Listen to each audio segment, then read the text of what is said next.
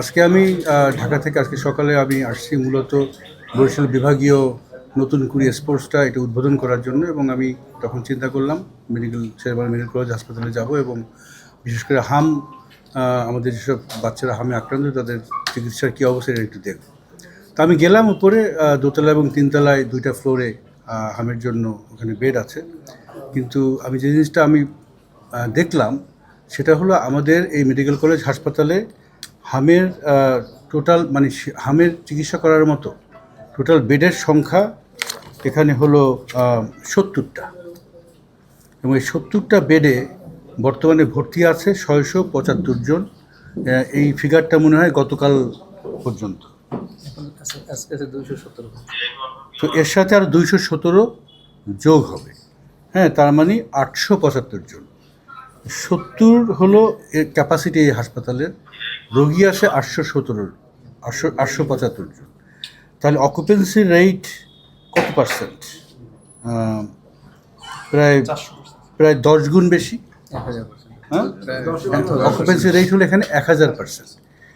মানে এই ছোট্ট একটা মেসেজ, এইটাই যথেষ্ট বোঝার জন্য যে আমাদের এই মেডিকেল কলেজ হাসপাতালের যেসব ডাক্তার, নার্স, অন্যান্য যারা স্বাস্থ্যকর্মী আছে, তারা যেভাবে দিনরাত পরিশ্রম করতেছে, আমি ব্যক্তিগতভাবে তাদেরকে স্যালুট টু দেম।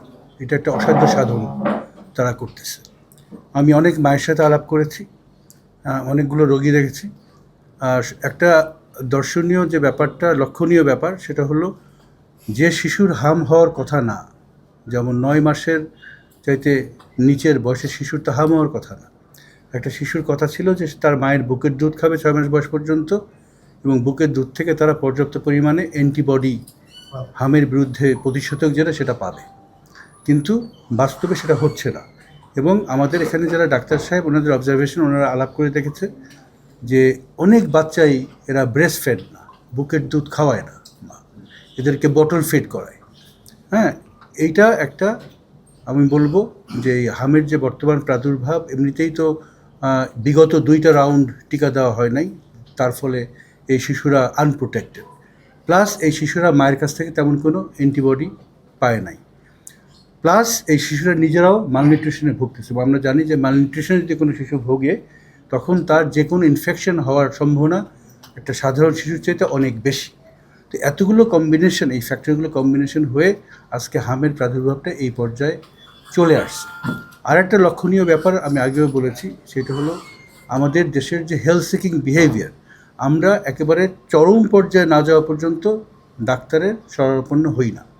অনেক ক্ষেত্রেই এখানে আমি লক্ষ্য করলাম যে শিশুরা যখন তাদের নিউমোনিয়া ডেভেলপ করে এবং নিউমোনিয়া মারাত্মক অবস্থায় চলে যায়, বুক ওঠানামা করে, তখন বাবা মা শিশুকে নিয়ে চলে আসে, এবং নিয়ে তারা প্রথমে হয়তো উপজেলা স্বাস্থ্য কমপ্লেক্সে যায়। কিন্তু শিশুর অবস্থা এমনই খারাপ যে উপজেলা স্বাস্থ্য কমপ্লেক্সের যারা ডাক্তার আছে তারা হয়তো মনে করে যে এই শিশুর পরিপূর্ণ চিকিৎসা আমাদের পক্ষে দেওয়া সম্ভব নাও হতে পারে। তখন তারা বাছবিচার না করেই সব শিশুকে এই বরিশাল শেরেবাংলা মেডিকেল কলেজ হাসপাতালে পাঠায়। তো এখানে আমাদের যেটা সমস্যা হচ্ছে, যেহেতু উপজেলা হাসপাতালগুলোতে রোগীরা তেমন ভর্তি হচ্ছে না, আর ভর্তি না হওয়ার একটা বড় কারণ হলো শিশুরা দেরি করে আসছে, সিভিয়ার সিমটম নিয়ে যাচ্ছে। এই কারণে আমাদের এই বরিশাল মেডিকেল কলেজ হাসপাতাল আজকে অকুপেন্সি রেট, অন্তত হাম যেখানে চিকিৎসা হয়, প্রায় 1000%। এইটা পৃথিবীর যে কোনো জায়গায়, যে কোনো হেলথ সিস্টেমে এটা একটা অসাধ্য ব্যাপার। এত রোগীর সেবা দেওয়া, একটা হাসপাতাল যার অরিজিনাল প্ল্যান ছিল 70টা রোগীকে সেবা দেওয়া, হ্যাঁ, এটা অসাধ্য। তো এরা অসাধ্য সাধন করার চেষ্টা করতেছে, ওষুধ যতটুকু পারতেছে সাপ্লাই করতেছে, যতটুকু খাবার পারতেছে সাপ্লাই করতেছে। আমি বলবো না যে পরিপূর্ণভাবে পারতেছে, অত্যন্ত অপর্যাপ্ত, এবং অপর্যাপ্ততার কারণ যা প্রয়োজন ছিল তার 1000 গুণ বেশি এখন প্রয়োজন এসে দাঁড়িয়েছে। তা আমি হাসপাতালের এখানে যারা স্টাফ আছেন, বিশেষ করে আমাদের যে বিভাগীয় স্বাস্থ্যের যে ডিরেক্টর সাহেব এবং দায়িত্বে আছেন, ওনার সাথে আলাপ হয়েছে। এখানে মাননীয় জেলা প্রশাসক সাহেব আছেন, ওনারা আজকে বিকেলে প্রত্যেকটা উপজেলা হাসপাতালের সাথে জুম মিটিং করবে, সাথে সিভিল সার্জনরা থাকবে, উপজেলা স্বাস্থ্য পরিকল্পনা অফিসাররা থাকবে। সেখানে ওনারা বসে, সাথে ওনারা পিডিয়াট্রিশিয়ানও রাখবে, সেখানে বসে ওনারা নির্দেশ দিবেন যে কোনো বাচ্চার যদি একটা লক্ষণ ওনারা ঠিক করে নেবেন, কয়েকটা 4-5টা চেকলিস্ট ঠিক করে নেবেন, ওই লক্ষণগুলো যদি না থাকে তাহলে পরে কোনোভাবেই রোগীকে, ওই শিশুকে বরিশালে শেরেবাংলা মেডিকেল কলেজ হাসপাতালে রেফার করবে না, উপজেলা হাসপাতালেই চিকিৎসার ব্যবস্থা করবে, বাবাকে বুঝাবে। কারণ প্রত্যেকটা বাবা মাই চায় তাদের শিশুকে, তাদের বাচ্চাকে বাংলাদেশের সর্বোচ্চ স্থানে নিয়ে আসতে। তো সবাই বরিশাল শেরেবাংলা মেডিকেল কলেজ হাসপাতালে আসতে চায়, কিন্তু আসার ফলে এই যে বাড়তি না, অসাধ্য একটা চাপ তৈরি হয়েছে, এভাবে আসলে সার্ভিস কন্টিনিউ খুব খুব মুশকিলের ব্যাপার।